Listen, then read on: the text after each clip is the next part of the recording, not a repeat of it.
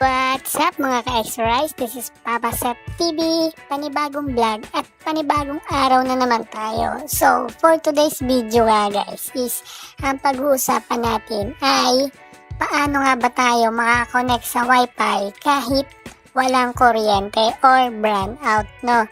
Paano tayo magkakaroon ng internet connection kahit brownout? So, yan ang pag-uusapan natin ngayon. Pero bagong lahat, intro muna tayo para mukhang pro. Subscribe now and press the bell icon. Never miss an update.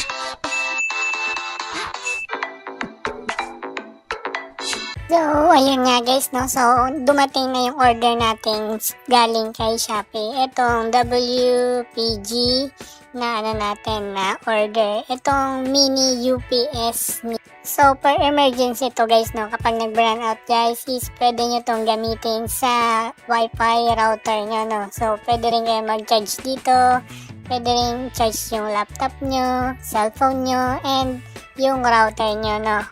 No brownout. Kahit kung walang kuryente guys, is may internet connection pa rin kayo, no? So, ito na nga guys, bubuksan ko na. At marami nga pala tong guys, no? Yung kapag hindi kasya sa nyo, sa router nyo, is marami siyang laman, no? Marami siyang socket kumbaga, no? So, ito yung manual guys, no? So, yung laman niyan guys is wala na. So, nalagay ko na kasi dun sa router, no, na kabit ko na. So, papakita ko sa inyo, bibidyo ako sa inyo na nakabit ko na. So, yun yung pinapakita ko sa inyo guys, no. So, magkakaiba sila ng sizes. Kaya, kung magkaiba rin yung nyo, meron dyang reserve, no, para mag-fit sa wifi nyo, no. So, yun na nga. At kung gusto nyo mag-order guys, ilalagay ko yung link sa description box para ma-order nyo, no. So, yun nga guys, ito na yung natin, PLDT router natin. At yun yung kulay puti guys, yun yung mini UPS, no. So, nakita nyo, may naka-charge siya. WGP ang pangalan niya pala guys, no. So, ilalagay ko na lang sa description box yung link ng store and yung product, no. So, yun yung natin. Kasama may dial tone na din yan guys kapag nag-brownout, no.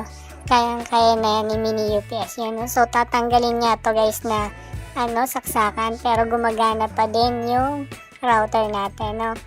So, titingnan natin guys. Ang tinatagal nito guys is 6 to 8 hours, no. 8 hours ng natin life battery nito, no. Kaya pwede sa inyo to guys kapag madalas sa inyo nagba-brownout, no. At yun na, ilalagay na ulit natin. So, ito guys is pwede tong nakasaksak kahit puno na kasi may nakaprogram to guys, no. So, kung puno na yung mini UPS nyo guys, is titigil na siya magkarga. Parang ihinto niya na yung supply ng kuryente, no. So, kapag nag-brownout naman is continuous lang. Yan, gagamitin nyo na yung reserve na battery ni WGP, yung mini UPS nga natin, no. So, without interruption internet, no guys. Kahit magdamag pa mag-brownout sa inyo is meron ka pa rin internet connection, no. So, pwede kayong mag-charge dito sa cellphone, sa laptop, sa router, or even guys sa mga ilaw, no, yung may mga USB type na ilaw. At dito nga guys is ipapakita ko yung yung mga pwedeng gawin ni WGP na mini UPS natin, no. So pwede rin pala to guys sa CCTV, no. So gumagana din to sa CCTV natin. So 12 volts to guys, no. Dalawang socket ng guys, 12 volts, no. AC in DC adapter, no. So, nakalagay dyan guys is 12 volts tapos 1 ampere, no. So, pero ang ginamit ko guys na na charger is yung adapter niya is 12 volts and 2 amperes, no, para hindi uminit yung yung adapter nyo. Kapag 1 amperes lang kasi guys is iinit siya, pero hindi naman sobrang init, konting init lang. Kapag 2 ampere guys is walang init talaga. So ganyan nga mag-setup ng guys, no, ng router, no. So nakasaksak yung router nyo sa WGP na mini UPS, and yung mini UPS is nakasaksak sa kuryente, no? So, automatic na yan guys. Kapag wala yung kuryente is hindi pa rin mamamatay yung router nyo or yung internet nyo.